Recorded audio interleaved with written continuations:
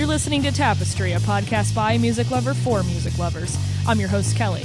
Music is a thread that weaves a course throughout our lives. Join me on a journey to unravel that thread and bring you the stories behind what inspires musicians to create.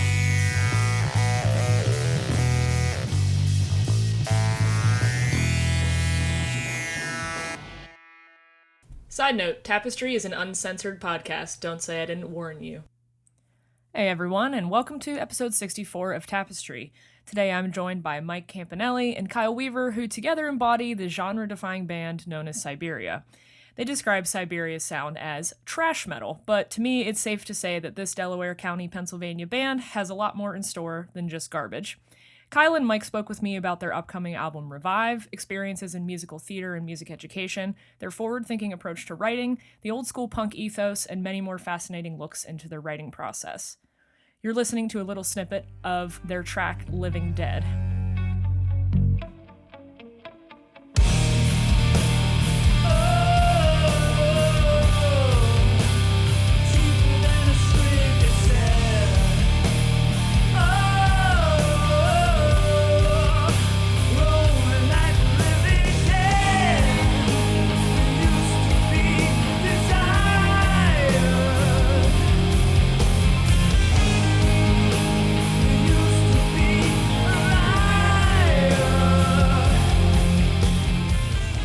Kyle and Mike, just go ahead and introduce yourself so everybody can hear who is who, and we'll go from there.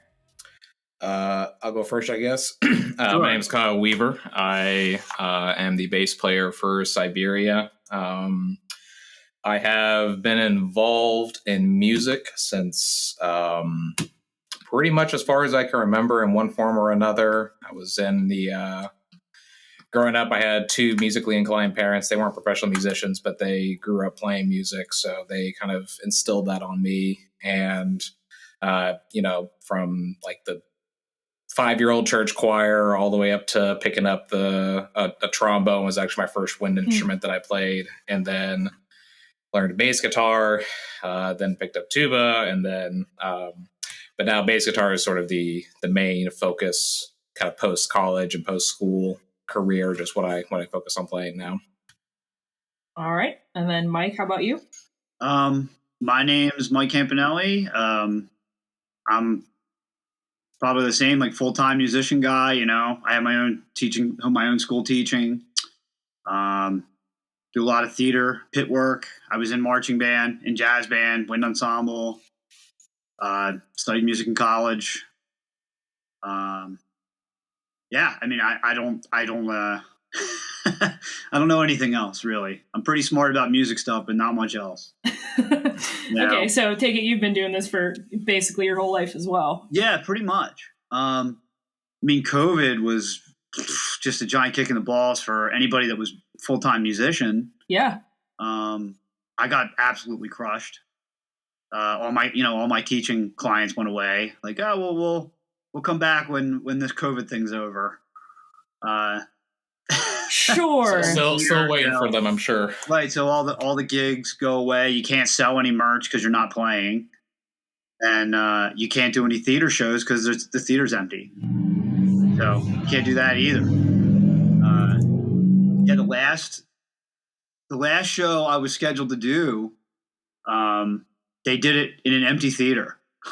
Oh, that's so freaking sad. Yeah, and they couldn't even record it or live stream it because the rights management of theater is it's screwy, Yeah. And they were just going to be like, screw it, we'll do it anyway, and they didn't. They didn't do that because they were terrified of being and yeah. rightful, Right. Because when you say show in this case, you're talking about like a full-on theater performance, right? Mm-hmm. Okay. Yeah. So we'll do like I'm trying to get Kyle in this now. He's going to get into it in August, whether he likes it or not. But yeah, we'll typically do like pit orchestra work for like community theater, semi-pro theater, pro theater, high schools, anybody with a budget, really. Like high schools around here are big on theater, so they'll hire all pros to be in the orchestra.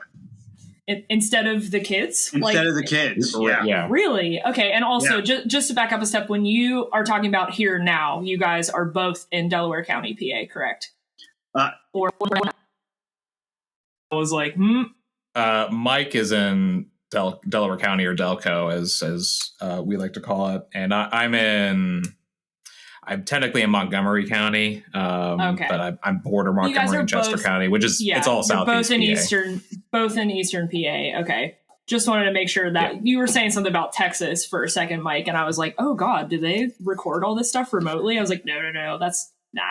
No. I was just thinking Texas as far as like they're really into drumline. They're really into marching band and football and pep band. They sure freaking are.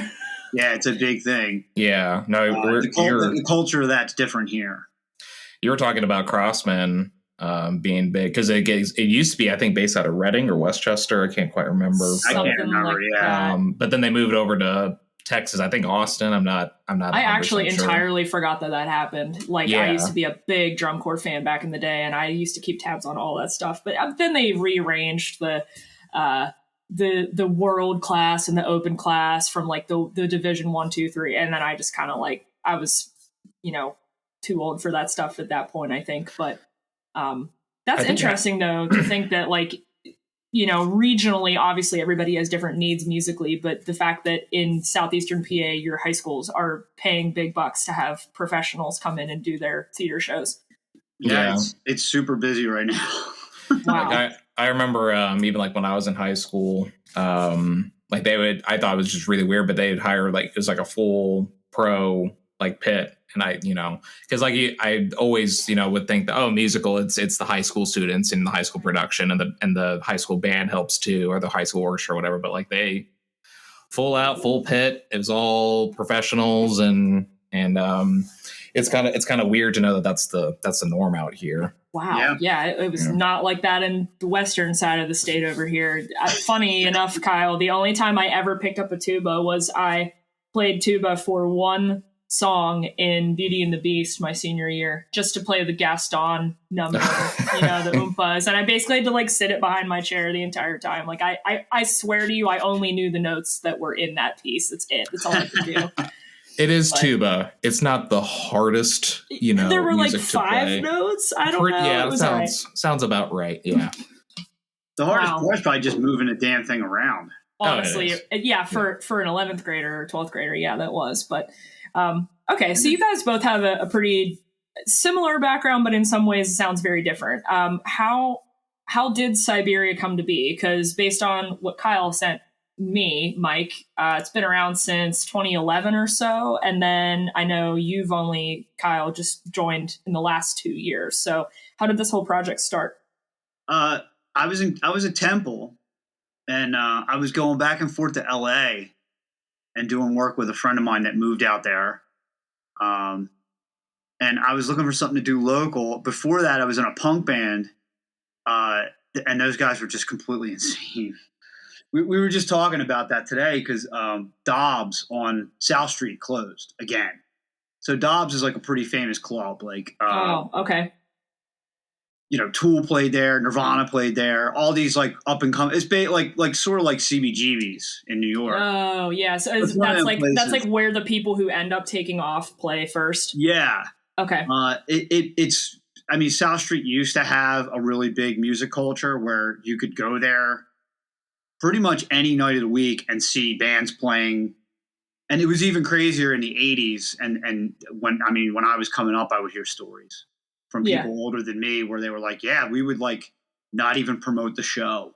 And there'd be people in line waiting for people to leave because they were at capacity. So that's a whole nother world. Yeah. I mean, the culture's totally changed. Like, a lot of those clubs closed.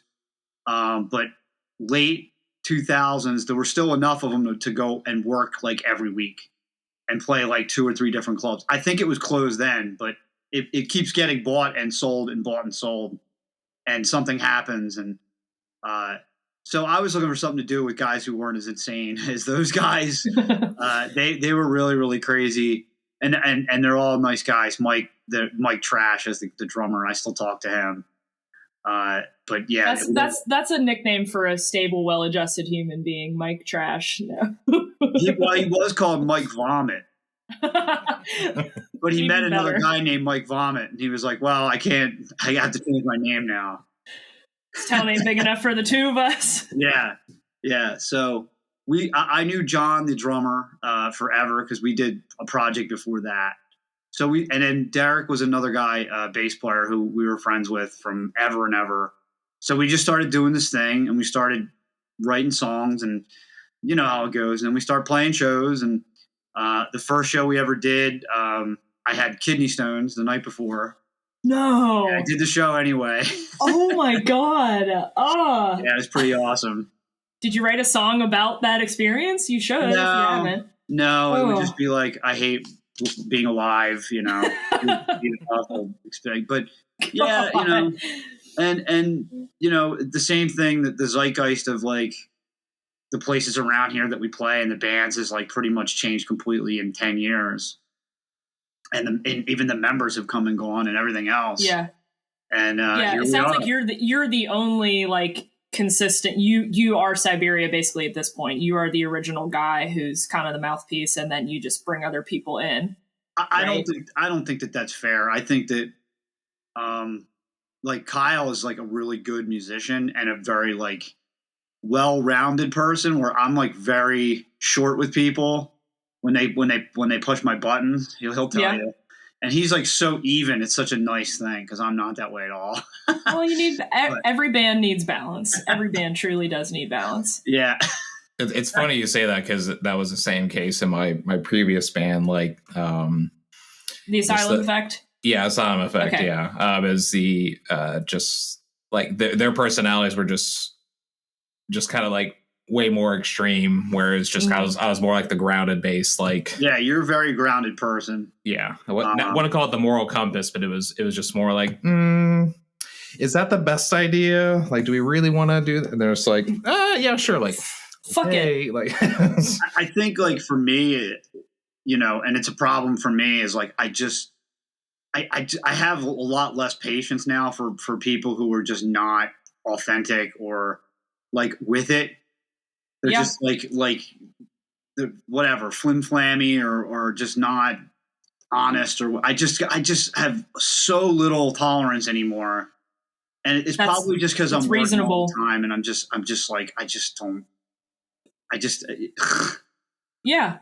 No, well, like I'm in a new band and I'm going through the same thing. And like, I didn't think I'd ever understand it because I talk to musicians constantly. That's why I do these interviews. I love to get people's perspective. And I was like, it'll be different when I go through it. And I'm like, no, the shit's all the same. It's all the same. Yeah. You know, you get these flaky people, you get people that don't show up, you get people that don't come prepared. They tell you one thing, they do another. And it's like endlessly frustrating. But you know, you've been doing this for basically your whole life, both of you, for different time spans. There's obviously a reason that you keep going and you keep doing it.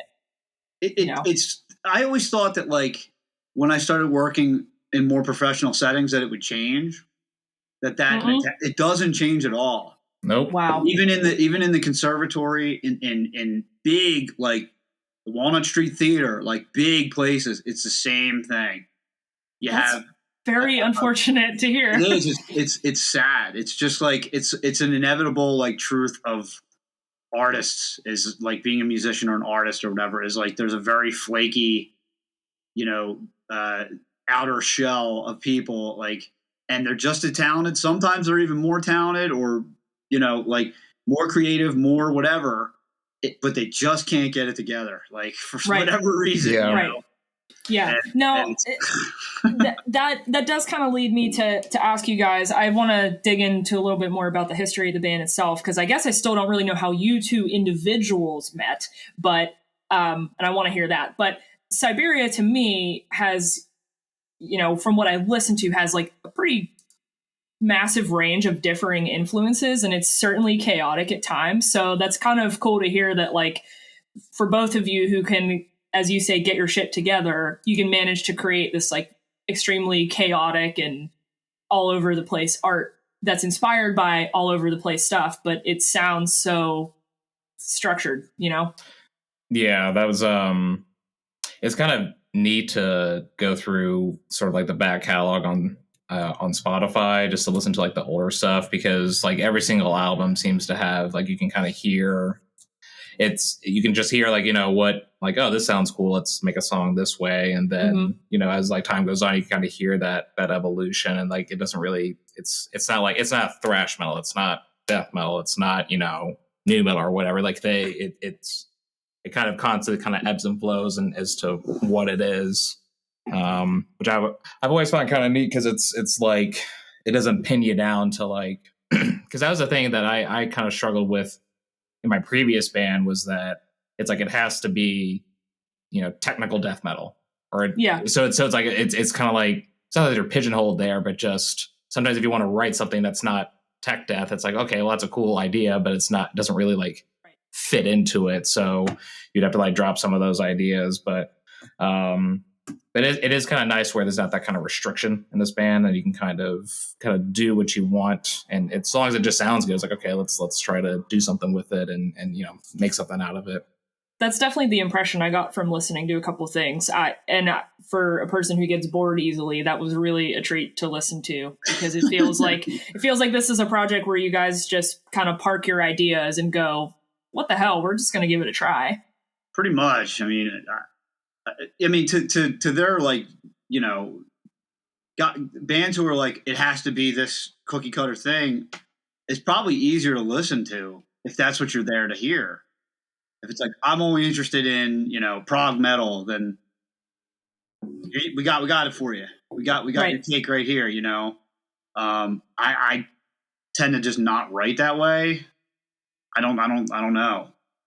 If you put like a gun to my head, I probably couldn't remember half the songs on those records. The older ones, yeah, like the 2012, the self-titled. Yeah, if we like went out and had a job next week, and they were like, yeah, you have to play all the songs from the first record, or we're gonna burn your house down. I just feel like, here's the matches. Like, I can't remember any of that stuff. I mean, if like once in a while we'll get like an inkling to kind of dig it up, and then like you have to like teach it to yourself. Like, I'm not. Yeah.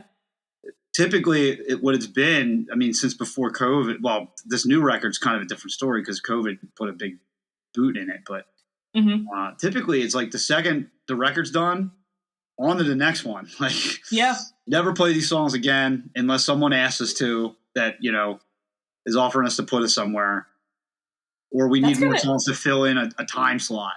Yeah, I was gonna say, that's kind of interesting. So if I know that you two are the only permanent members right now, and also coming out of COVID, I don't know how many gigs you've had, but how does that work for playing live shows? You're like, all right, it's all the new stuff.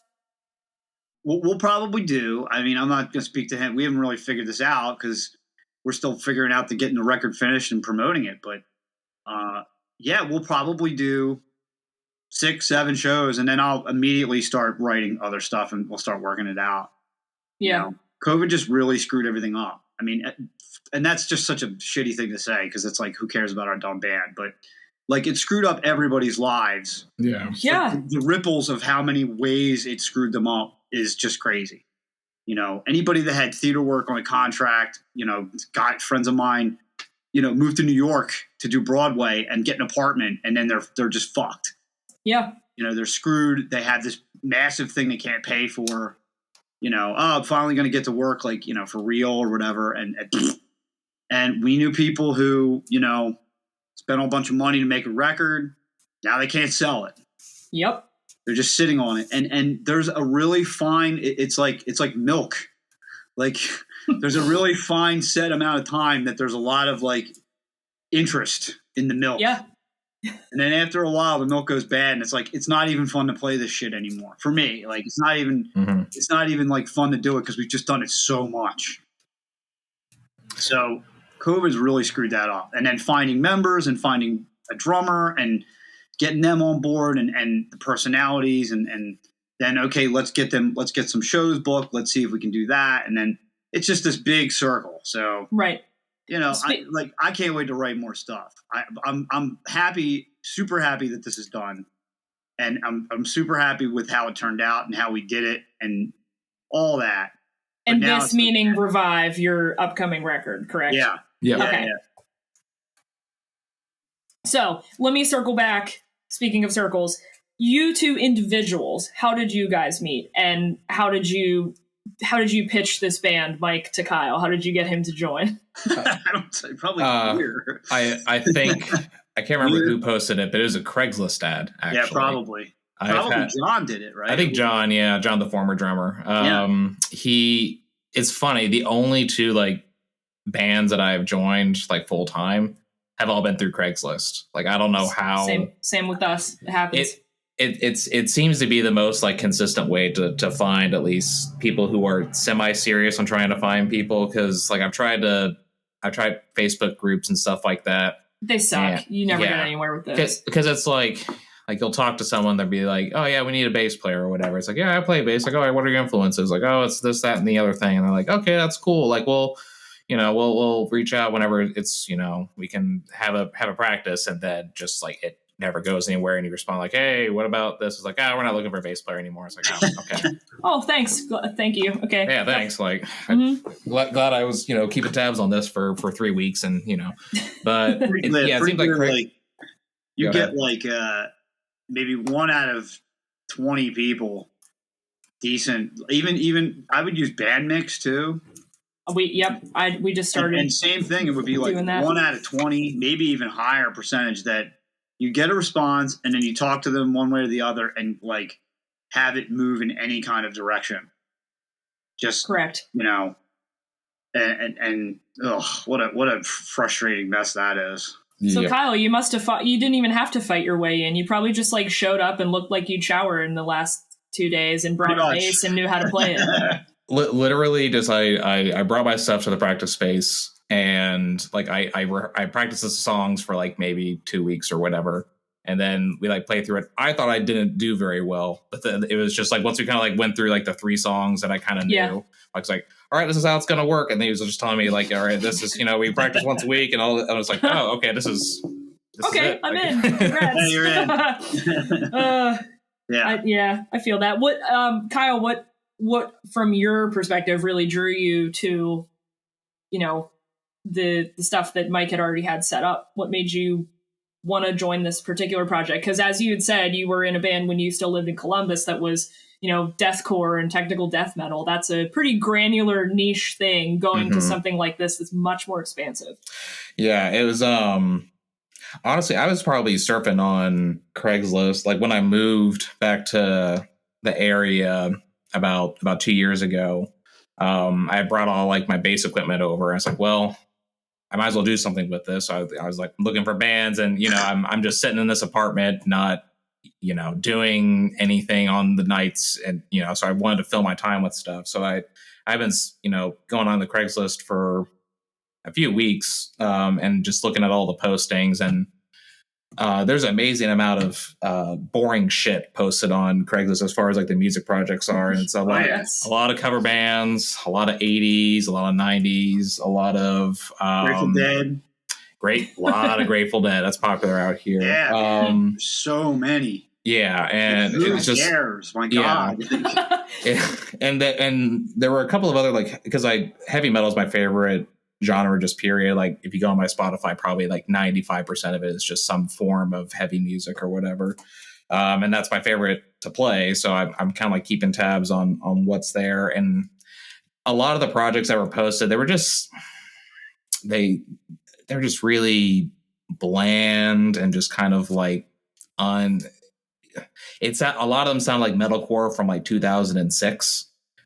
Which if you kind of like know what that is, it's just very formulaic, and like you can basically predict how the chord progression and how the lick is going to go as soon as they play the first like 3 notes. Like, okay, there's da da da da da.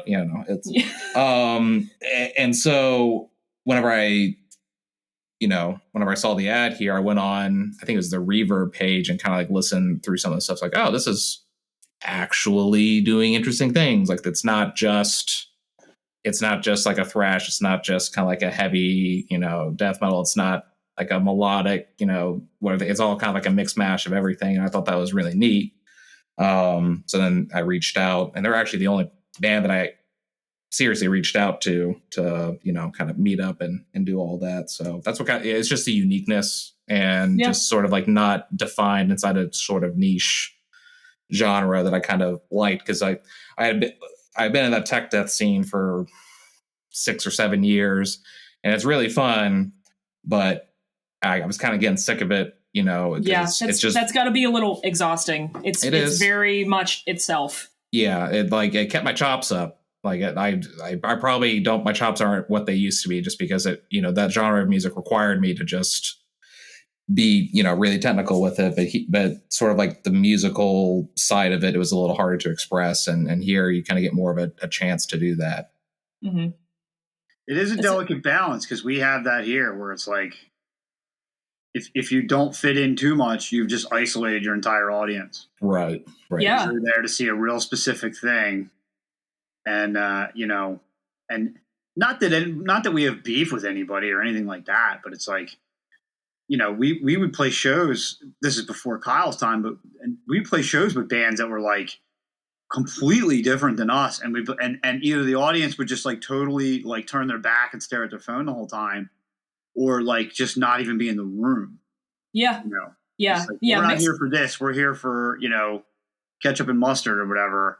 Right. And that's a tough thing. It's not an easy thing to, I don't know if it's right or wrong. I mean, this is just how it is, Yeah. Yeah. My band's very first show was a completely mixed bill. And I would say that was the experience too. Like, some people I think it's a pretty rare breed to get a person who is like quite truly as open-minded as they say they are, where they are like, all right, well, I got my ticket, I got my beer, I'm here for the next 3 hours. I don't care if they're playing, oi punk or heavy metal, or if they're playing, freaking Cajon, I'm going to sit here and watch it. And I don't think most people have that kind of attention span. They kind of go, I want to go see a metal show tonight. I want to go see a country singer tonight. It's such a difficult thing to do, because the venue has to create that culture. Yeah. Or the promoter, or both, and then the audience has to be receptive to it too. So the audience has to be somehow open-minded, or convinced that it's cool to be open-minded. Yeah. Because this place that has multiple genre shows will provide that for you if you like it. So you have to like it. Yeah. You should. Speak to that a little bit more, if you don't mind, because I like what you said there. It's up to the promoter and the venue to create that culture. But I would say it's almost kind of at odds with how these venues and promoters kind of have to brand themselves. I don't know like what it's like out near Philly and out closer where you guys are, but at least here in Pittsburgh, it's like, oh, I know who to call if I want to book a metal band. I'm sure it's the same out there, right? So it's the same. Yeah, I think that it's very safe financially and as far as getting a draw, to book 3 bands that are all the same genre. That way their fan base can cross-pollinate, right? If like, a couple weeks ago or whatever, we got asked to do a house party in New Jersey with like a rapper and, a deathcore band and us and like a funk band or something. And I'm like, that sounds awesome. Yeah. Bring it on. I'm not going to be bored. Yeah. But I think that's more my open-mindedness, and the promoter also being like, are you okay playing with a rapper? I'd be like, yeah, like, yeah, can you play with us so I don't have to friggin' sing? Like, shit. No, that's a good attitude to have. And for a bar, a club, I think that it's I'm not a club or a bar. If it was up to me and my bottom line, I see clubs that try to do this. They try to cultivate like, okay, one night we have Latin night with a DJ. Another night it's a jazz night. Another night it's metal. Another night it's this, it's that. I don't think it works for them unless you do it for a really long time, longer than a year anyway. Yeah. At first it's just like, well, every night you're here, it's different people. So like, I don't know.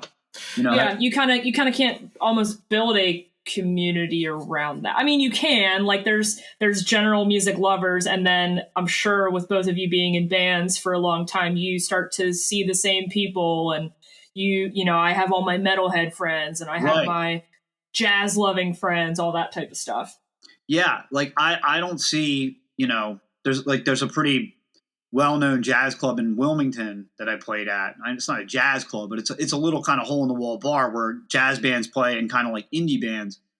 I don't see them ever coming out to see us play, even if I offered them like a wheelbarrow full of money, just because it would never be their thing, even if one of their friends' bands opened for us. Yeah. You know, because some people, like, it's part of their thing to go to that specific place and drink and see that specific thing. Like, I'm not going to go to a circus to see a car show. You know what I'm saying? Like, yeah. So, yeah. but the idea of a circus, you go outside the circus and there's a tent, and it's already preparing for you that you're there to see something specific. That's so very true. Your mind is already trained that, like, this is what I'm going to expect when I walk in. There's going to be a line and some shit. There's going to be a trapeze act and all that. They got rid of the elephants. Right. Yeah. No more elephants. It's going to be a big circle. I'm going to sit on a bench, and they're going to have funnel cake. Right. So certain bars have that culture. Like yeah. Certain bars around here have that culture. The place I'm talking about has a culture of people from Delaware in their 50s go there to hear jazz. You know, and so that's a really tough problem. I mean, South Street has that problem, you know, because there's no culture now because all the bars closed and you have to pay $35 to fucking park, you know. But it's a really difficult problem. It's you know, you have to convince someone to get off their ass. Mm-hmm.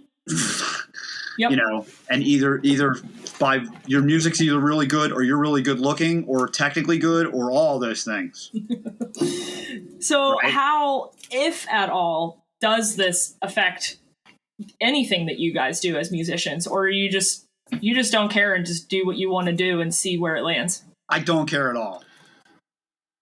Yeah, pretty much. I straight up do not care. It's mostly who will have us, who will tolerate us, you know, and then if they're willing to pay us to play a show, or if they have a show, it's like, okay. You know, a lot of the shows that I think all the shows I played at are actually in Delaware, because Delaware is like 45 minutes from where I live. It's immediately south of the city, basically, and you're in Delaware. So, but yeah, it just seems pretty much whoever will have us and whoever will, you know, pay us, like, okay, yeah, we'll go out there, you know, if you're gonna pay us some money to go. And sometimes the bill kind of matches, like, it's more heavy metal. Sometimes it's a little more of a mishmash, but it is fun to, like, kind of go even at those mishmash genre shows, because you do, even if the audience isn't as receptive to it, you know, like, I'm a music enjoyer as well. Like, I just like hearing music, especially in a live environment. It's way better than just hearing it, you know, on the radio or on you know, on speakers or whatever. So, but yeah, those are really fun when you just get, like, kind of crazy genre mix-ups, even if they may not be the best selling, you know, best selling shows. They're still really fun to go to, and that's the main reason why I do this, is just to have fun. It's not to you know, pay my mortgage or anything with, like, the show money or anything like that. So right. And I'm thinking back to what you had said earlier, Mike, about how you getting to the age where you just really don't have any tolerance for people who aren't authentic. I think that is truly a big thing that I felt when I listened to the single, you know, Kyle had sent me, Living Dead. And I was like, okay, not only I'm pretty sure is this a through composed piece, it's, you know, this whole story in a song. I could not pin down what that was, other than it was fucking awesome. And it had like 5 different genres in one. It was so cool. And I'm like, this is what my dopamine starved brain needs. Like, I want to hear people who are just putting whatever they really feel into a cool composition and throwing it out there for someone to listen to. I think that is sorely needed in this musical world. I wouldn't say that we're adversarial, like, fuck, we don't need, you know, I don't care. It isn't like that with me, and at least. It's really just like, I'm just cut the bullshit. Yeah. Like, just cut everything that doesn't matter as far as being a musician or the scene or all the drama and the flaky people and you know, no crowds and everything. It's just, none of that stuff matters. What matters is just creating things and putting them out there and finishing them. That's it. Because that's very hard to do. Yes. It's very, very hard to get people in a room and agree on things long enough to finish them. Yeah. Absolutely. So I want to speak to your background a little bit here, Mike, because now that I've learned you teach music lessons, you have all this theater and pit experience. Is guitar still kind of primarily your instrument? Is that what you mostly teach? I mostly do everything. Piano and guitar. Yeah. Okay. All right. Mainly a piano player. Oh, okay. I guess. I mean, I played piano my whole life. I didn't start playing guitar until I was like 15. Which for a lot of guitarists is like, quote unquote, late. Yeah, it probably was late, but I made up for it with just nonstop gigging. So there you go. I made up for it.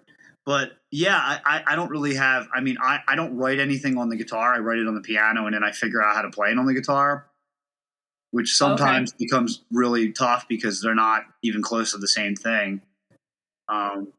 But that's typically how I do things is I found for me, like the best way for me to write is to not use anything at all. And write. What do you mean by that? Well, like I think maybe 2012 around that time, I started really thinking about like how I could write faster because I really wanted to do like an album a year. Okay. Like either an electronic album a year or a metal album or something, and just keep having some kind of instead of waiting for inspiration. Right. I wanted a way to just access that all the time.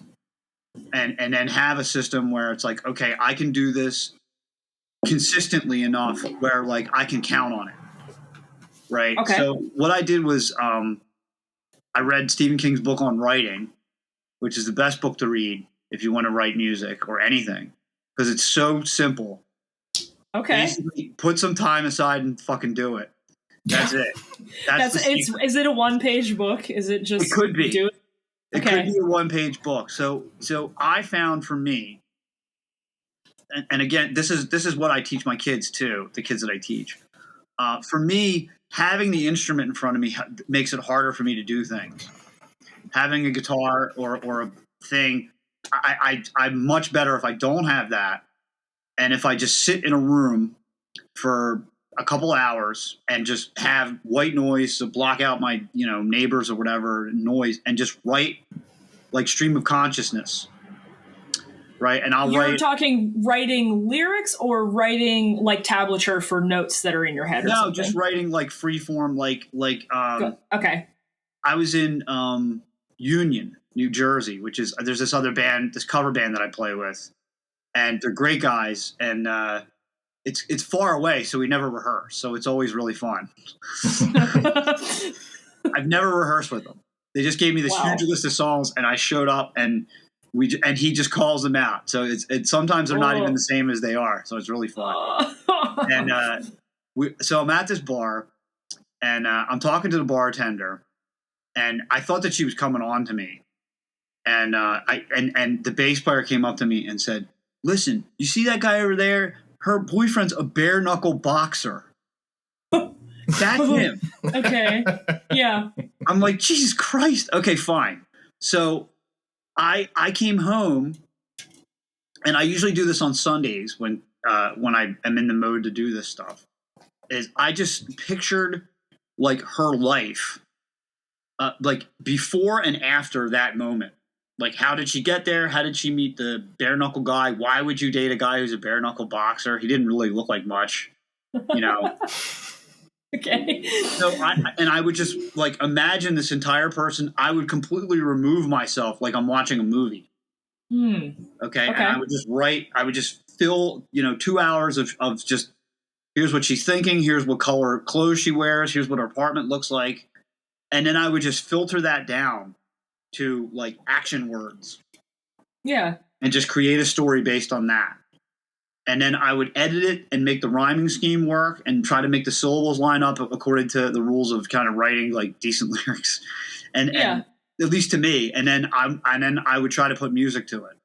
And then I would marry it to music, and then I would write the music in a book, like I have a notation book, and I would chart it out, and then I would throw it at the band. And then whatever would stick, it would stick. And if it didn't stick, we would change it. And then that would be it. I try not to edit too much after that. It either is going to work or if it doesn't, you just throw it away. Yeah. I love that philosophy because some people... That's pretty much how I write everything.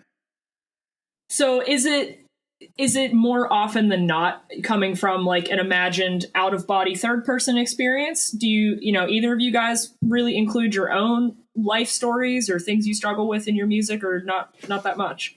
It's probably subconscious, but I don't... For me, personally, if I try to actually do it that way, it always sucks.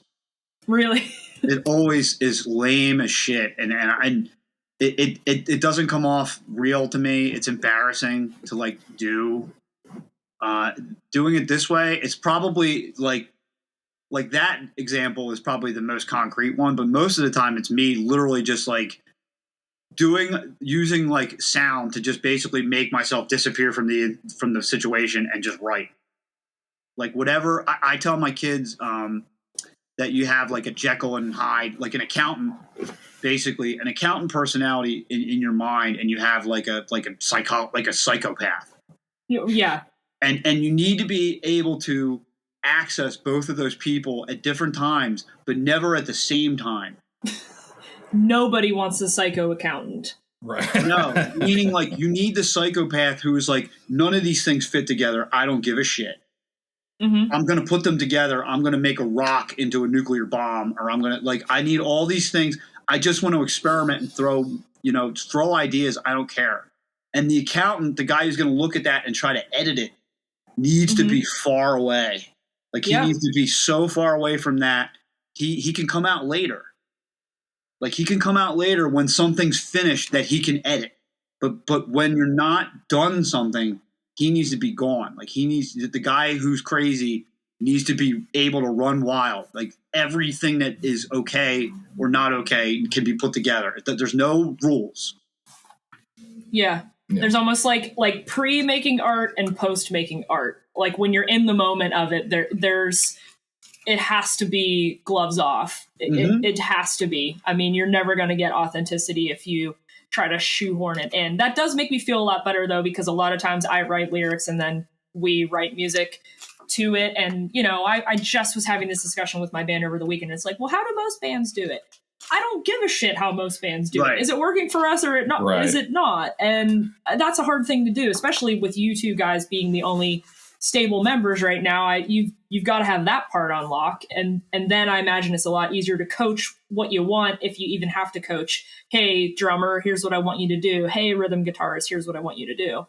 And I feel like each band, like the writing process is like their own, because I remember the very first band project that I was ever in was in high school.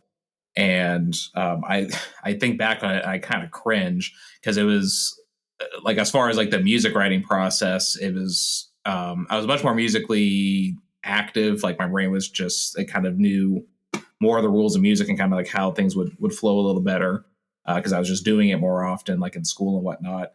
But I was a major control freak. Like I wanted to like say, all right, drummer, you're doing this. All right, guitarist, you're doing this. Like, all right, singer, like you're going to sing at this part. And then like it caused like a lot of tension and friction between that. And the project never went anywhere, probably because I was a control freak. And like I was telling people how to do everything. And then in the other project, it was the Asylum Effect project that I was at. It was much more, they would write the music. Like they just like, this riff sounds cool. Like, let's build off of this riff. And so you would have like 7 or 8 different pieces, and then you just kind of chop them all up and like, boom, there's your song. And then it would be the lyricists would or the vocalists rather, they would hear the song and they would write whatever they would, whatever fit to them. And they each, that we're dealing with drummer issues. The other band had vocalist issues. Like I think we went through like 5 or 6 different vocalists throughout the time that I was in there. Yeah. And it was just, but like each one of them had their own unique process of writing the lyrics. And here I haven't been in long enough to where we're kind of like writing new stuff, but it just, each band needs to find their own way to do it. It's not like, well, like Periphery does it this way. It's like, great. Periphery is an amazing band and they have a bunch of talented people. we're not Periphery, or like we're not the other local band. We're not Metallica. We're not all these people. Like we're our own, and we need to figure it out. It's what my rhythm guitarist always says. He's like, look, we like Chevelle a lot. Okay, Chevelle inspires us. Well, we're not Chevelle. Like, Chevelle is a bunch of professional musicians who tour, who have $60,000 worth of guitars or something that they can access at any time, that they can sit and stop what they're doing to work on music. You guys with full-time jobs doing this for fun do not have that kind of time. So you have to be efficient and you have to do what works. Right. Yeah. It's different for everybody. And it's definitely like not the most normal way for me. Is like people that I've explained this to, and I explain it to everybody because they're always like, well, how do I write consistently? Well, this is what works for me. You have to get your head out of your ass. Yeah. And remove yourself from it. Or, again, like the book says, as long as you just have the ability to put the time aside to do it and finish it, then you will get better over time. You cannot judge what's good. You're too up your own ass about the thing. So there's no point in that. So you could just assume it's bad if that's what you're afraid of it being. Like fear of not writing something good stops a lot of people. Absolutely. It's bad. It's going to be bad. So here, that problem's solved already. Right. Yeah. It's going to be bad. You can't judge. The only thing that can judge if something's good, like really significantly good, is time. The stuff we think is good now will never be, like, half of it won't be remembered in 50 years, 60, 100 years. Like, you have no idea what can be considered like relevant and won't be considered like flash in the pan. There's a lot of stuff that I see that I don't understand. It seems like a fluke or a fad. But who am I to say? Like, unless I'm going to live to be 200, like I'll never know. Correct. I want to mention, one other thing about when do you consider a song done? But before I forgot to go over it, the list of your band's influences that you sent me is perhaps the wildest list of things I've seen together, including Gigi Allen, Typo Negative, Crowbar, Meshuggah, and then my favorite addition on this is Debussy. He's my favorite. I mean, I guess that makes sense. You're a piano player, but I was just like, wow, that's a Russian roulette of things that influence you. He's my absolute favorite. What makes him your favorite? Well, I mean, there's so many things. There's so many reasons. These things repeat themselves in time, but after Beethoven's death, composers had, like two choices. They could write like Beethoven and try to make that better, or they could completely not be like him. Good luck making Beethoven better. Well, improve on the language, improve on the things that he did, all these different ways he did his sonata form, and his expositions were longer than everybody else's. And then they all made themselves make sense and were explained, that type of things. Like, okay, he left this big, huge mark. Do I continue to follow that path and try to work in his shadow or do I completely break that? Just completely go off the rails and not do that. And Hemingway talked about that too, about living in the shadow of Dostoevsky. It's the same thing. Okay. Like, do I try to be like Dostoevsky or do I try to be completely different than that? And that's what he did. It's more influenced by Impressionism and gamelan music, and functionally doesn't follow the rules. It sounds more like jazz, and he died in 1917, I guess. Yeah. So jazz didn't even exist yet. Right. No. Huh. And so it's very, very different. The way he thought, the things that he did, it's right here. I mean, yeah, I see that score. It's right here. I mean, I practice this stuff almost every day. Like before I go out and go work, like I wake up and practice this stuff and Bach and everything else. Yeah. And the ideas are interesting and they're still unique. Wow. So Okay. I think that it's really fun to draw from that because I don't hear anybody else doing that. I mean, maybe not on purpose. I hear movie scores do things that he does all the time, maybe, and that could be, you know, again, not directly a draw, but somebody else who did it, and then like, oh, well, that sounds cool. I'll do it. Yeah, you know, I have no idea, but yeah, I put him very high on the list of like awesome people I'd like to meet. Well, good luck with that. But I mean, it sounds like I need to listen to some Claude Debussy because I really did not know much about him. I just know, classical piano. Okay, great. I'm going to ask about that. But I love when people, that's why I always throw that question in. Who are your musical influences? Because sometimes they are so unexpected based on what your actual band's music sounds like. It crops up in interesting ways. Listen to the preludes, his piano preludes. And each one of those is like something you were supposed to see in your mind when you listen to it, which again, that was completely different than programming music from the, completely different. And consider where they were in time, right? What, end of the 19th century, right? Yeah. So like Wagner, Brahms, guys that followed that trajectory of the Beethoven, the juggernauts.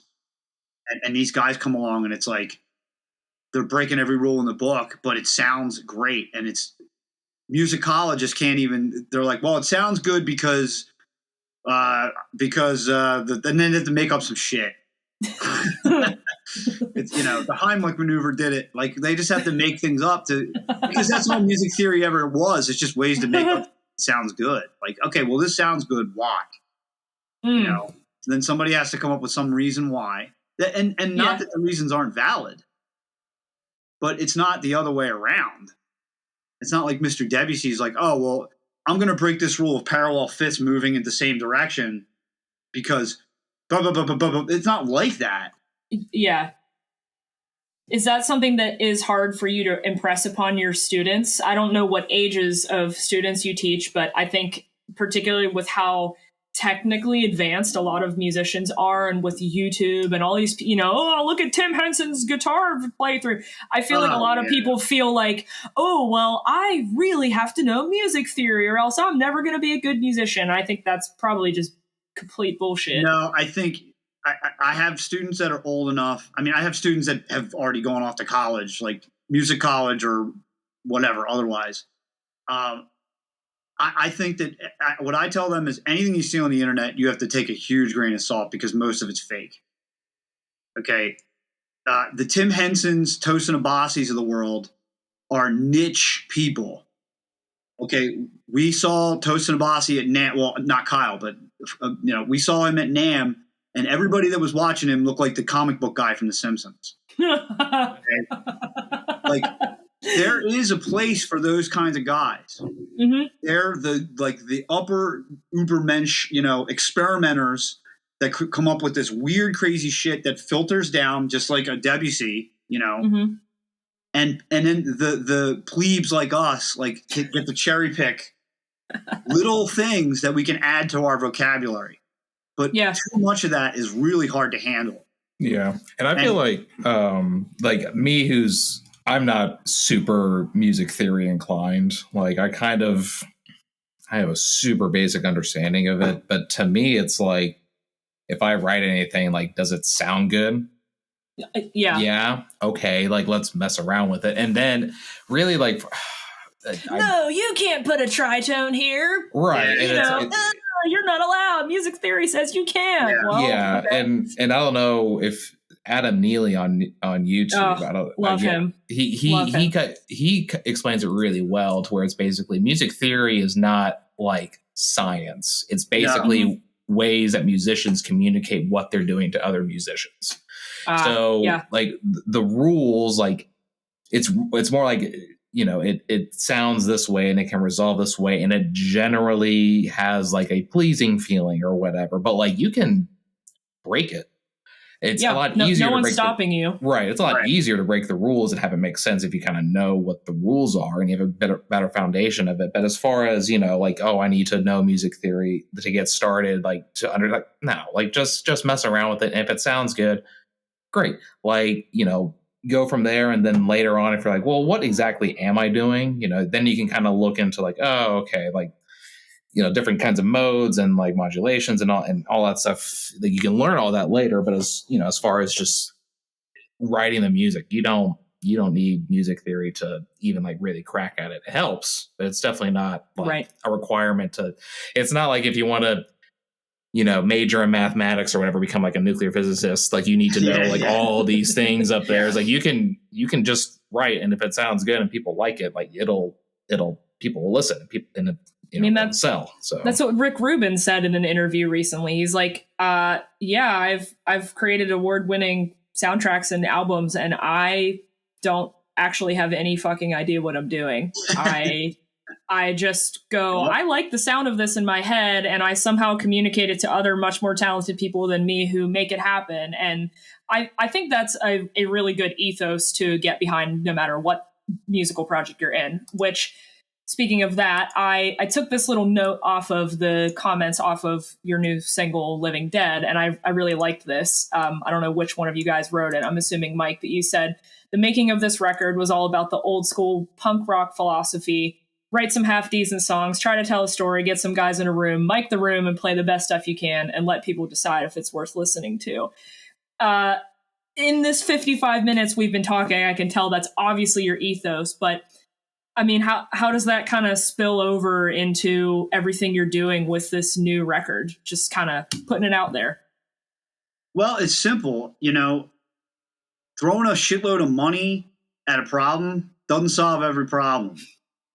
Okay, we will play with bands, and this has always been a thing with me. Is we'll play with these bands that are trying to compete using throwing money at a problem.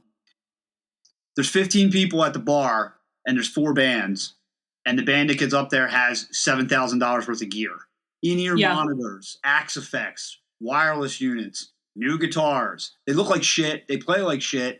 They play just as bad as us or better or whatever. We're equals, right? We're equals, not in ethos, but in ability to draw, right? Ability to make the bar owner want us to come back, right? Yeah. That doesn't work. Okay, all this technology has not done shit for anybody as far as getting people interested in their music. If anything, it's created a sameness that makes it all so bland that it's worth nothing. Okay, again, this is completely me. So old school, the way we used to do it old school was we would mic a room, mic the drums, no click track, digital, minimal auto-tune, no nothing, really. Basically play the best you can and be okay with as good or bad as that is. And call it a day. There's the G.G. Allen coming out. Pretty much. But I don't see any reason to try to polish it and make it as perfect as a Taylor Swift record. Mm-hmm. No one is here for that. It's not doing any good for the people that are doing it, that are trying to compete with commercial pop artists with layers of things underneath your metal record. It's you're supposed to be rebels. What the fuck are you doing?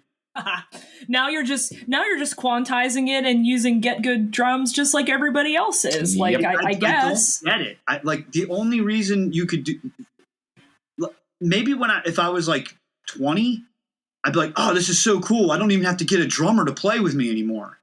It's no, that's not. You're supposed to be doing that. You're supposed to play with other people. Part of it is the struggle of working an idea out with people in a room and making it bigger than what you could do on your own. It's talking about how technology is kind of, sort of streamline and kind of homogenize just music production in general. The moment someone said pointed out oh yeah, these drums are programmed, you start hearing it and you're oh okay, like I can, oh, these songs are programmed. And then like, you know, like you listen to something with like blast beats, like, oh, every single hit is perfect. So it's like, okay, like this is like, it almost pulls it out a little bit once you know what it sounds like and like what they're doing. Cause it's like, oh, like they don't have a drummer who's actually like doing it. They just, cause it's way cheaper to do it. So I totally get why people do it. But like, and you don't have to practice, 15 hours a week. I mean, yes, you do have to practice at how to program music. It's hard for me. But you know what I can do is I can just go play some blast beats on my freaking drum set. Right. Yeah. Right. But it's just like taking the shortcuts. Is whenever we were doing this album, it was the first. I've only done one other album before this, so I don't have a whole lot of experience. But the first album that I ever did, it was the standard way nowadays, where it's on a click track, program drums. They really wanted to program the bass, but I kind of like put my foot down. It's like, if I'm gonna put music on a record, like it's gonna be my bass, and I want to play it. Yeah. And like, okay. Like, so then they kind of relented. And why even have a bassist if they're like, no, bro, we're just going to program you in. Like, yeah. And they're like, well, it's a lot cheaper. It's like, I'll pay for it. Like, I'll pay the studio time that it takes to do that. Like, I want my bass to be on a record and like, out there. But anyway, so, and like, it was all through a click track and it was all that. So kind of going back sort of like the old school way where it's not on the click track and it's all just, okay, you record the drums and like if the drummer speeds up, all right, like you kind of have to like feel like that ebb and flow of that rhythm. And it does make a more organic sound, because you can even, I mean, if you listen to some of these songs, like you can, if you like, snap your finger to the beat, like you can feel like it kind of like ebb and flow, go up and down and ebb and flow a little bit. And it's like inventing the wheel and then going back to having just a triangle. It's like, hey, I'm going to make this, audio unit instrument for your DAW. And then I'm going to add like, no offense to solemn tones. I use solemn tones to program guitar ideas because I don't play guitar, but like it literally has a dial that says humanize. Like, oh, let me just turn this up and pretend to, it's like, we're like equating making mistakes with being more human when I really don't think that's at the heart of it. It's the essence of experimentation. It's the essence of how you and other musicians in a room are interacting with one another. I think that's what you'd have to capture if you're trying to make a person who's a musician into a button you click. I don't think you can. And I do think that there are some really neat things that are coming from like the technology. Like Tim Henson I saw an interview with them a while ago, and he did talk about how he does use like sort of like AI and like arpeggio makers to like kind of at least like get ideas of like what sounds kind of neat. It's like, oh, I like never thought of it that way. And that's kind of cool. And that's kind of like his signature. Like it sounds almost like electronic what he does, but he plays it. And it's like, if you ever, Tim Henson's great. So if you ever like see him play, it's nuts what he does, but it's so unnatural. And a lot of it seems to come from sort of like, listening to this stuff and kind of picking like, oh, this is like kind of cool. So it like that stuff's neat, but like for, I'd say 99.9% of musicians out there who are just in, with a group of people who are just trying to make music. Like, I don't know if that's the way to go using the technology. Like it's a tool and you got to use it like a tool. You can't rely on it. It's like, okay, like I put it through this thing. It made a cool melody. All right. Copy, paste into like the DAW, like, okay, call it a day. Now do it in a room on your instrument with your hands and your feet. Try it, see where it goes, see how it sounds different, see how it doesn't, that sort of thing. The thing that the thing I notice is like all the music I like doesn't do that. It doesn't just go like that. Yeah. In doing live theater, it never does that. Right. Even when it's even when the lights are on click tracks. Mm-hmm. Or the sound or the patch changes for the keyboards or anything like that is on a click track, it still doesn't work that way. Because if one actor flubs a line or somebody misses a cue or something happens, everybody has to improvise. Or because if it's on a grid, it's fucked. Yeah, and 100%. That's fun. Mm-hmm. I have like a list of general questions I always ask, and the one question I was going to ask is, basically two things you guys have already answered for me. What would you change about the music industry and the musical ecosystem? And then what is your philosophy about music and creating it. But I mean, the past 5 minutes, you've given me like the best rundown on that I think you possibly could. You know, everything is a tool. You cannot rely on it. And I guess mistakes are kind of a natural part of the process. So even the instruments aren't perfect. Yeah. People forget that. There's nothing perfect about how a keyboard is tuned, how a guitar is built, like how the tuning works on. None of that is perfect. Nothing. None of it is. The guitar amps. None of it's I don't understand the idea of perfection, chasing perfection. It just seems like such a waste. Such a waste of time. And even like when things become imperfect, a lot of times they introduce new ideas. I'm not a big history of rock and roll kind of person, but I like the first like fuzz distortion guitar sound was really, apparently it was like some oldies sort of like recorded in the 50s song, and I think it was the bass. There was like a bass line, a walking bass line kind of like in the middle of a song. And what happened was in the recording studio, like the transformer blew on the cone or on the speaker cone. So like it just, and they were just like, well, it sounds kind of cool, so we'll just record it because like, what do we do? Like, we can't just replace this. You know, we're on the clock. So, and like that sound is just, it's like a fuzz distortion, and like it's I mean, it's archaic, it's old, it doesn't have like a lot of the modern like, you know, stuff that we like to hear, but it's like because of just that one recording where it was a fuzz distortion, no one had ever heard it before, and it kind of like took off at the time. Then you had like guitar, you know, pedal manufacturers trying to like replicate that sound. And then that has evolved to like, you know, like super saturated distortion and just like different kind of fuzz distortions. And like, they all have these different characteristics, and it's all because they're like, whoops, the tool broke. We'll try to make it work, I guess. And it's just kind of neat how, you know, things like that can, you know, evolve into what things are nowadays. If the urban legend is to be believed, I think that's what happened with Phil Collins recording with Genesis with gated reverb. I think it was like the sound engineer accidentally clicked the wrong switch, and he left the thing on to capture his drum mics that basically like bounced it back twice or whatever it did, and it gave it that really closed in sound. And then like every freaking band in the 80s was like, this sounds dope, I'm gonna do it. So it's just a complete mistake that probably wouldn't have happened otherwise. I didn't know that though about distortion. That's awesome. It was like in the I wish I knew all this stuff, because it sounds like I'm just making it all up, but like I think that was the Kinks. Maybe I can't. I'll pull a Joe Rogan. Jamie, look that up. Let me see. The Kinks and discovering distortion. Let's see if that's. I don't know if it was like that. May have been like another. I can't remember what song it was, but it was. I can't remember.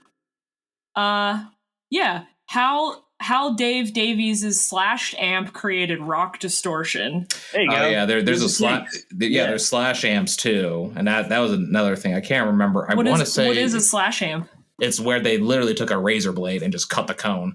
Cone. Yeah. And that was how they got the distorted sound back in the day before there were stomp boxes or anything like that. So, wow. I do know it.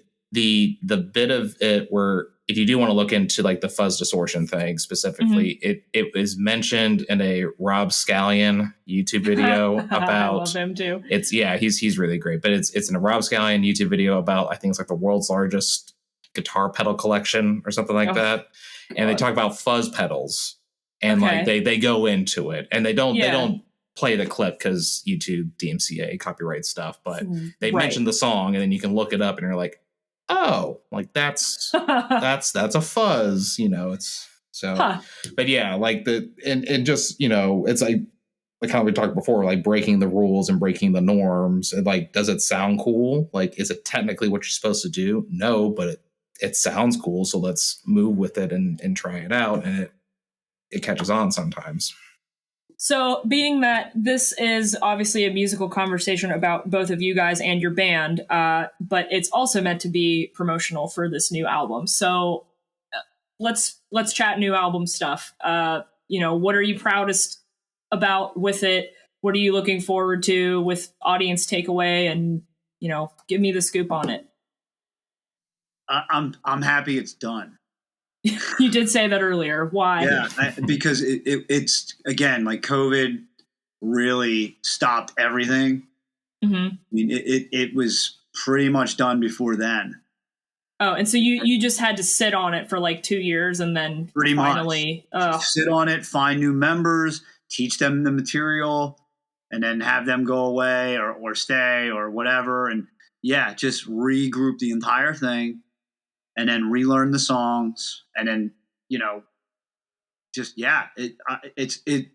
it's so difficult to finish things when just normally in life. There's so many reasons why you could not do something. Yeah. Because it's not like we're going to suddenly be famous or maybe, who knows, but like, it's not, that can never be a concern.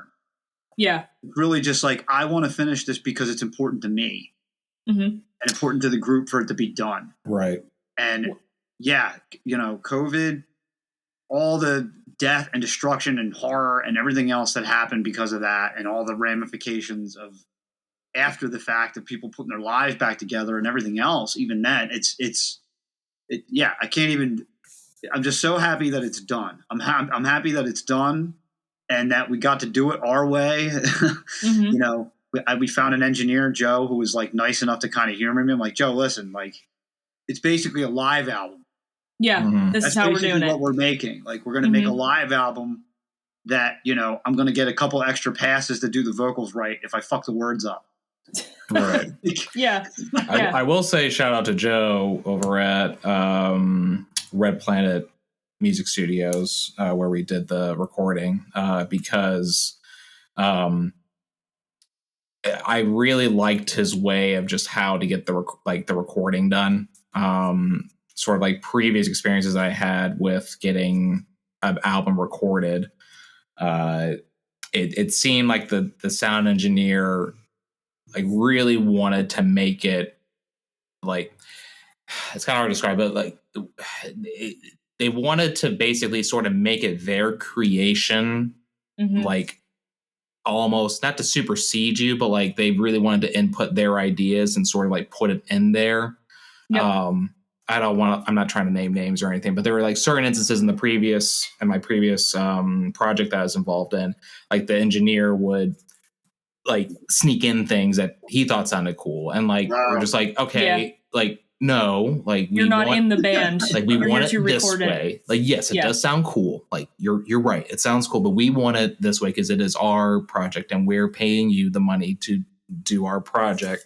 And it was always like a constant, like you have to really listen every single pass through just in case if there was something snuck in there that he thought sounded good. And he had the best intentions. Like I'm not trying to like make it sound like he's like this nefarious, person that did these things, to make him bigger than, what. No, it's more just he would do little tweaks, but at the album that we recorded, it was, he was just like, all right, yep, that's good. And then like he would definitely like he would listen to us like, this is what you want, okay.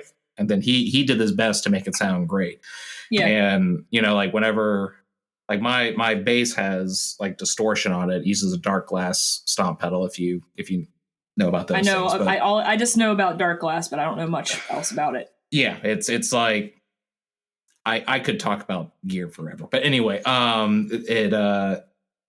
he like made a comment because he was miking up the cab. He's like, I don't think I've ever mic'd up 3 microphones for a bass, but here we are. And so like he had to like, cause it's like, I want like this kind of like scratchy, heavy and like thick sounding bass. He's like, all right. And then he like messed with it for like 30 minutes and it sounds great. Like he picked up everything and it's just awesome what he could do with it. And that's probably like, just like the whole recording process, like in the studio is Mike said it took forever, but like from my perspective, when I'm in here, like it only took 6 weeks, maybe 2 months to like get everything recorded in the studio, which from 4 sessions. 4 sessions. How many tracks are on the new album? 10. Yeah, 10. Oh, okay. That feels pretty realistic. It seems like you guys didn't waste a whole lot of time. Yeah. The previous project, I was in that band for 8 years, one album. Whoa. There were a lot of reasons why it took that long, but one of them was just it just took forever. And we did probably 8, 9, 10, 11, 12 sessions, and it was a 6-album track. Like it wasn't like a big thing, and it just took years and years and years to get that thing out. But here it's 2 days of tracking the entire band, and probably 2 days of bass and vocals. Wow. And then maybe one more day or 2 on top of that to fix things. I think maybe 6 days of total time. Yeah. It was a breath. Like throughout time because it costs money to do it. But right. Like 6 or 7 sessions tops. It was a breath of fresh air. So I was just gonna say, Kyle, your background in like completely the opposite style of band where everything is like, no, it has to be to the T, and then you're just like, we're gonna give this our best shot. It sounds great. Like, turns out you could have just not worried about it. But I mean, obviously, different strokes for different folks. Right. Yeah, like you said, got to be a breath of fresh air. There was a tune where whatever the hell I wrote for you to do is like just ridiculous, right? You had the chart in front of you and you're like struggling with it, and we're trying to figure out what to do. It was one of the songs that we never even rehearsed. Oh, right. Yeah. Nice. Yeah. Because like we probably won't play it. So like, what's the point? Right. So like, I'm looking at what I wrote, and I'm like, this is like stupid. Why don't we just make it easier? Like, no, I really want to play what's on the page. And I'm just like, it's not like there's like a dump truck full of pussy like waiting at the door. If you get it right, it doesn't matter. Just make it easier. Here's your carrot dangling. Right. It doesn't matter at all. Like, I was like, all right, fine. And then we just simplified it. It is. Well, it sounds great. Like you would have never know. That's what I said to my band, and we all agreed this. We went, guys, if we fuck this up, who is gonna know other than us? Like, right. Until you said it now on this podcast, nobody previously besides you two gentlemen would ever have known that the bass part was different for that song. Nobody. I don't even know what it is. I don't remember. Right. I just remember saying that because we both laughed, and then it got done in like a second. It got done in one pass. And no, that's a great philosophy, though. If it was really bad, I'd remember even what it was. I just remember it was one of the ones that we never play. Mm-hmm. Yeah, it was just one that like I had like no real practice in. I was like, oh, this is like really hard. It's like just make it easier. Like just make it easier for God's sake. Yeah, So and if you're a competent musician, you can do that stuff on the fly, and you're probably going to be happier with the end result anyway, right? So yeah. Well, there have been. It really is like. If you hire a painter to come paint your fucking house, you're not going to be like, well, you should use a Purdy brush and it needs to be a 3-inch. Like, no, I'm paying you to do it. Like, do it the way you think it's best. Right. And then if you get stuck, okay, we got to make it easier. Like, this is not, again, it ain't like somebody's going to come over to my house and be like, oh my God, your paint is so great. I'm going to give you a truck full of money now for this house. Like, it's still going to be worth the same. Like, right. So many great little takeaways on creating and philosophy in this. It's, again, and I've heard a lot of these sentiments before, but you guys both really seem to be on the same page about, why you do what you do. And so I guess, as we're starting to wind down with some closing questions, I do want to ask then, okay, you get this album out, you're excited to just start working on new stuff. What are your goals for the future? Just more albums and more music. Yep. Just keep having fun with the process. It'll be fun. We have 2 more videos to shoot, 1 more video to release, and then 2 more after that. And those will be fun because those are always weird and fun. And again, like, are they traditional music videos or like the lyric video you did with Living Dead, which is really cool? We got another lyric video, and then we're going to shoot 2 like legit videos. Legit meaning like somebody eating a sandwich for 7 minutes. Yeah. Yes. Nice. And then I'm not sure how we're going to do the other one yet, or how we've kind of been going back and forth about how we're going to do that one. Yeah. But that's always fun. And that'll be good. And then, I really just all about finishing stuff, getting stuff done and getting it out there and letting things fall where it does. and just going out and performing. I mean, that's really all there is to it.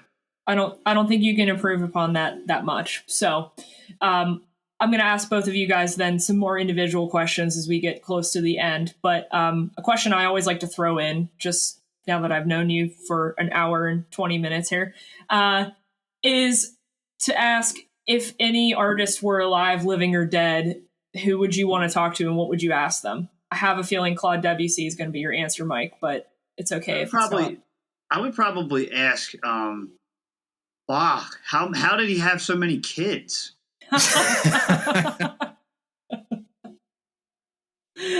Do you have kids of your own? No, but he had 20. Oh, really? Christ. Well, poor wife. Oh. With one woman. One woman? Yeah. Serial monogamist over here. Yeah, man. Holy cow.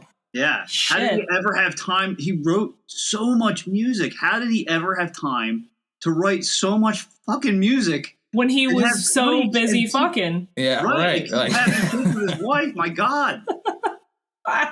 Do you think he was like in her and he's like writing stuff on? I don't know. Maybe, like, you know. Man. I think partially for him, writing and having children was about being closer to God.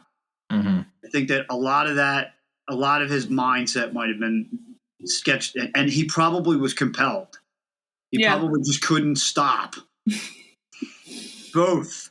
Right. Yeah. Wow. I didn't know he had that many children. Holy cow. I didn't know that either. That's so nuts. Many children, and like his output is crazy. The amount of music he wrote is crazy. Seminally and musically. Yes. Yeah. Kyle, I don't know how you're gonna top that question. I won't, but I'll take a crack. So okay. Honestly, it would probably be it'd probably be like Wayne Static from Static X. Yeah. Really? So yeah. Big fan? Like growing up, it was my first concert, was a Static X concert. When I was 16 years old, I went to the Trocadero, or the Troc. That's in Philly, right? Yeah, it used to be. It's gone now. It's gone. Okay. Yeah, rest in peace. Heard of that place. But he was really the first sort of like, you know, screaming heavy metal, like besides Linkin Park, but you know, Linkin Park is like the gateway band, but Static X I feel like was like the more like heavier extreme band that I really got into.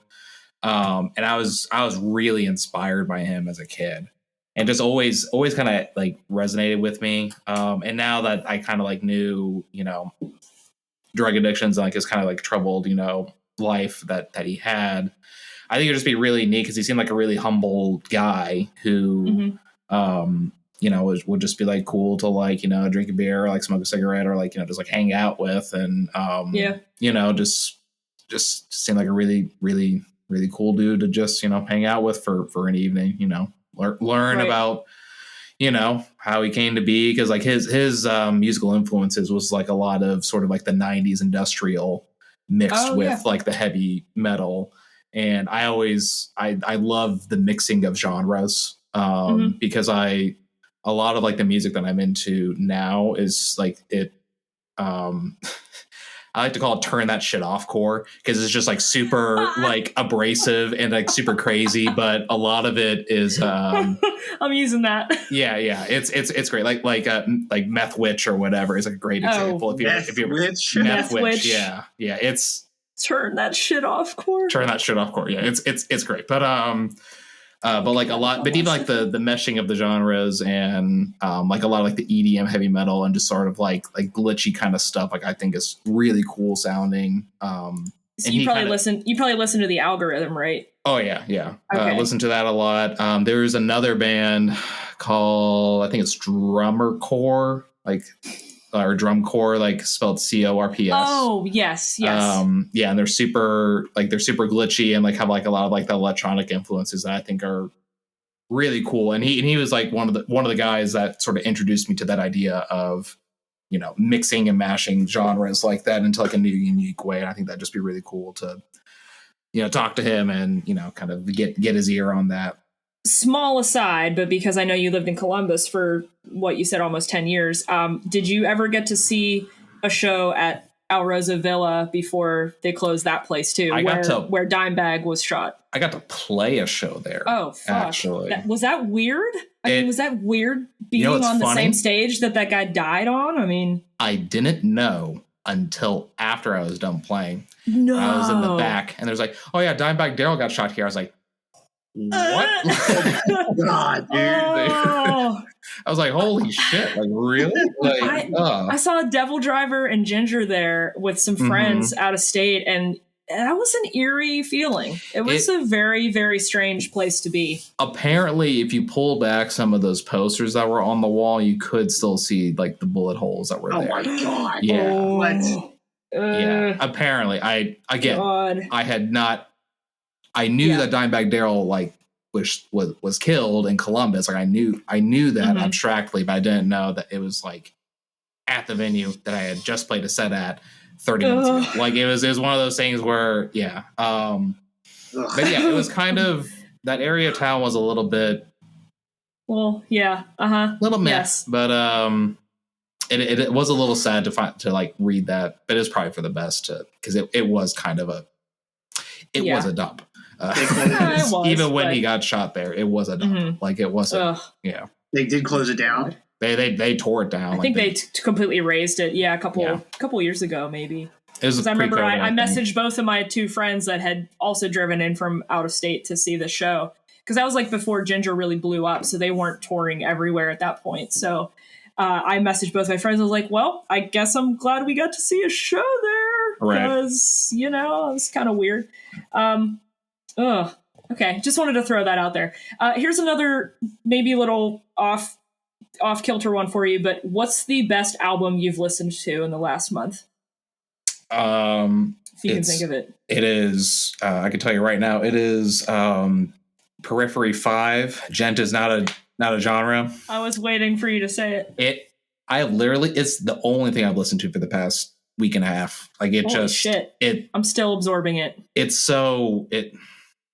I don't know, because your genre blending. I can see why you like it. Yeah, but it's very, because like I've been a fan of Periphery for a few years now, and just to kind of like hear, like they're prog, like they're prog metal through and through. Yes. But like even to kind of hear like how they've progressed, because I listened to it whenever they're on P3. I can't remember what that one was called, but I forget. Yeah. Anyway, it's one with like Marigold and yes. All that stuff on it, and then the fourth one came out, and that was kind of like a unique like jump forward. But I feel like this one, the mix and just how it, like, it's just like a fat, big, wide sound, and like even the vocalist is just like it's like right in your face. It's super clear, and it's like so well done. Apparently, there's no auto-tune on his vocals. From what he said. Yeah, from what he said, there's no auto-tune on his vocals.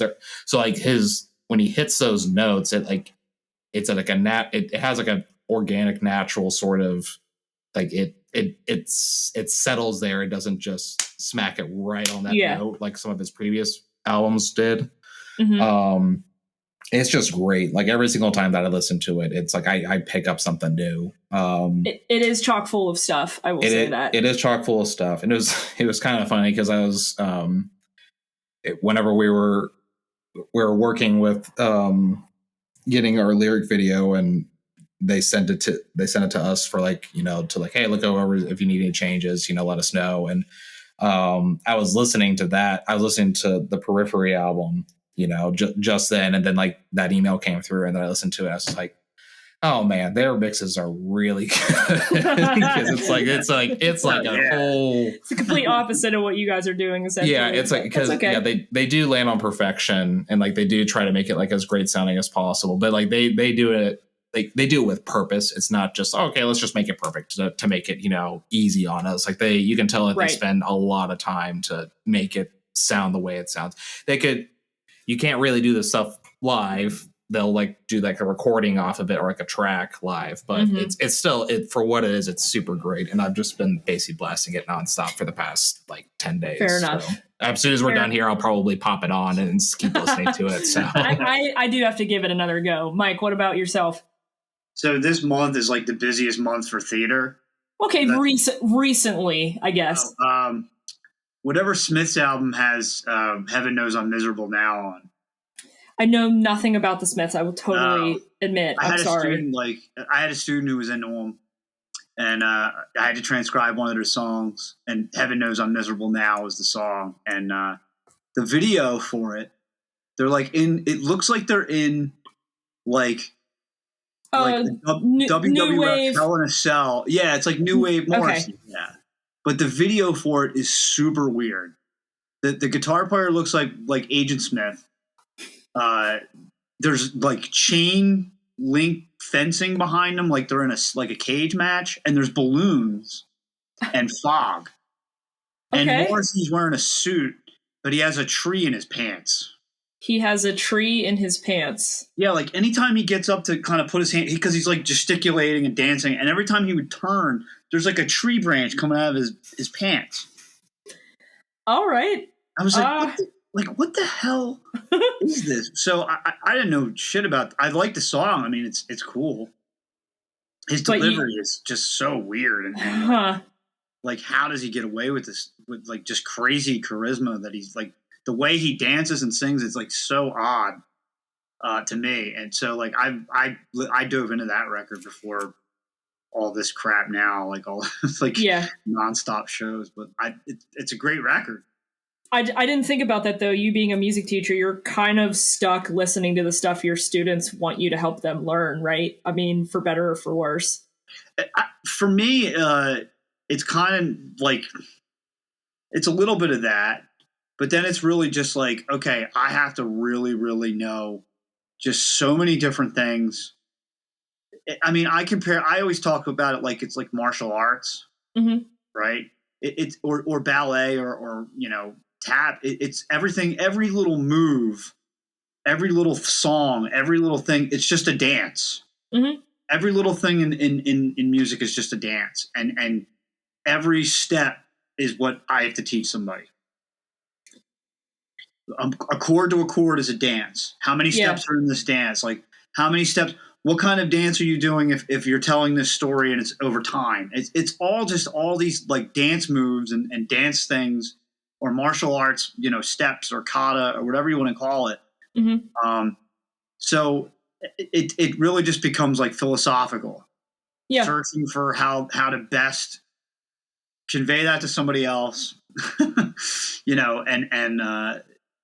how to go even further from there. Like how to make that make more sense. How to deeper and deeper and deeper and deeper.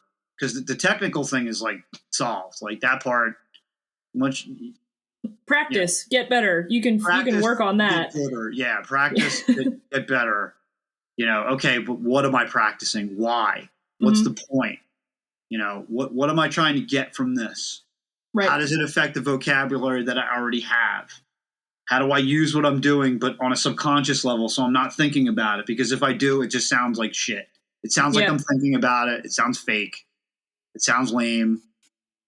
I have so many things from this interview that I have to like run and write down or something as I go listen back, because I think there's just a lot of really meaningful takeaways from both of you just about the creative process in general that I hadn't really, articulated that way.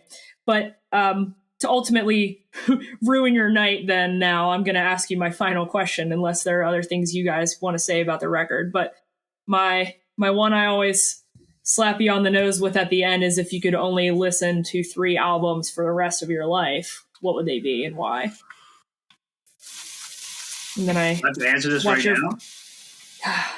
Or you can make Kyle go first. Let me pull my Spotify here, but probably,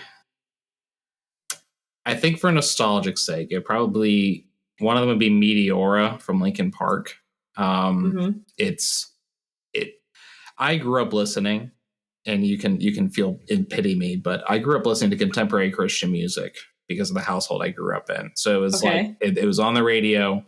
I listened to like Britney Spears and NSYNC, you know, in like the 90s, just like the really popular stuff, but like never listened to rock and roll because like my parents weren't big like rock and roll people. Mm-hmm. And my mom would always put on the contemporary Christian radio station. And it's funny, like my youth pastor, when I moved here in Pennsylvania, he actually introduced me to Linkin Park. I was like, oh, what? Yeah. Like your pastor did, of all people. Pastor did. That's awesome. Yeah. So like he introduced it to me. So it gave my parents the okay. You know, they may not like how it sounds, but like, okay, like, you know.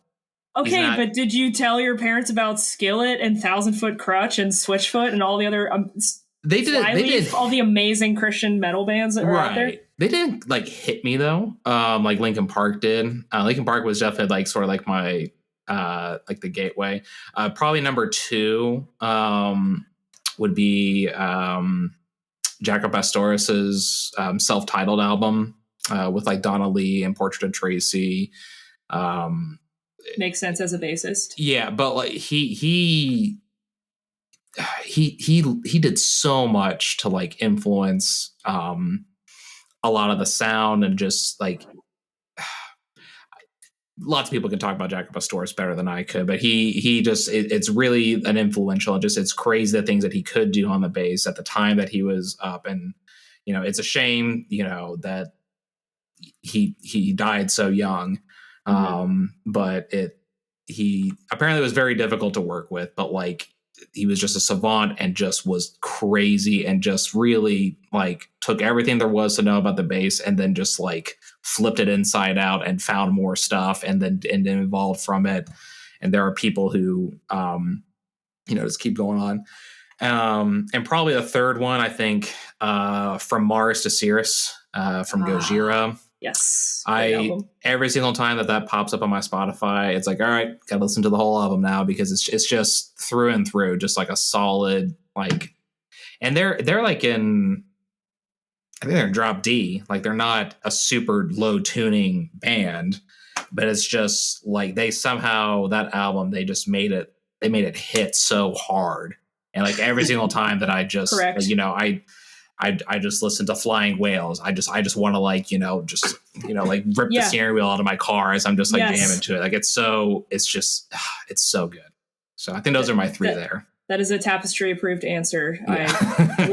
I love the first and the third. I shame on me. I know I barely can play the bass, but I've never listened to any of Jaco's stuff. I have to do that. I would appreciate it. The Portrait of Tracy's a really good one. It's just because he does a lot of harmonics, like pinch harmonics on the bass, and that's wild. It's beautiful. Like there's no other way to describe it other than it's just beauty on a bass, and it's great. I can appreciate good bass. He was a savant. Yeah, he's just straight up a savant. I don't think there's many people like him. My teacher told me he couldn't play standards. No, because he could probably like write the most amazing thing ever. Yeah, right. Wow. He's kind of like a Victor.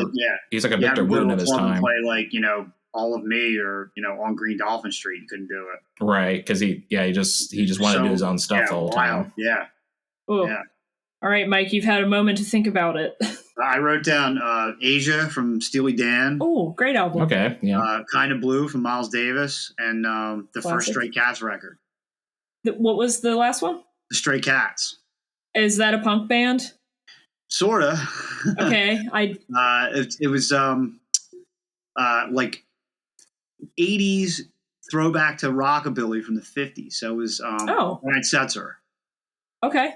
So like you remember when Brian Setzer had his comeback in like the, I guess, early 2000s when he did Jump Jive and Wail, and then like swing music came back for like 2 years. Oh, I do remember the swing music. No, but that's cool. Yeah. That's so that very was cool. him. So it was like, you know, a guy playing rockabilly guitar with an orchestra behind him. Yeah. The first band he was in was the Stray Cats, and they had Stray Cat Strut and Rock This Town. Yeah. Oh, great okay. I was not familiar, but this whole interview has been kind of about taking pieces and things from another time and another influence and merging them with other stuff. So I think that's honestly a great way to end on that. You know, I can see how you guys both appreciate things that endlessly weave into one another. And I think that's why I'm really looking forward to hearing this new album, as much as you guys want to get it off your plate, but I'm curious to dive in once it's out. So that album's coming out in April, right? What is the release date for that? Mid-April, hopefully. Okay. Yeah. Okay. Coming up. Great. And then I always do a little shout out at the end, but if you could, just before we go, just let people know where to find you on the internet, and I will post links and stuff in the episode notes as well. Spotify, Facebook, just the usual. Just the usual. Yeah, we got the Instagram. I will link everything, when this is all wrapped up. But otherwise, yeah, guys, thank you very much for spending your Monday night with me. I've learned a lot. I think your ethos is great, and hopefully you're moving on to more writing, more music. Like you said, that's what else is the point? So that's it, man. Yeah, it's just about writing and releasing things. Mm-hmm. It's the only thing that matters. Well, good luck with the album release. I'm looking forward to hearing it, and thanks for giving me some cool things to chat about for a little over an hour. I appreciate your time. Yeah, thanks for having us. I really appreciate No problem. It was fun. That's a wrap on episode 64. Just a reminder, these guys are out near Pottstown, Delco, Eastern PA, totally other side of the state from me, but if I happen to have any listeners near Philly or that part of PA, please go check out Syberia. Also, I got an update on their Instagram handle. You can find them on Instagram under Syberia_Delco_official, and then their Facebook page is Syberia, but to get to it, you have to type in Bottom Feeder 666. So go look them up. They've been posting lyric videos and stuff leading up to the release. And don't forget to check out the new album Revive when it comes out. As always, thanks for listening.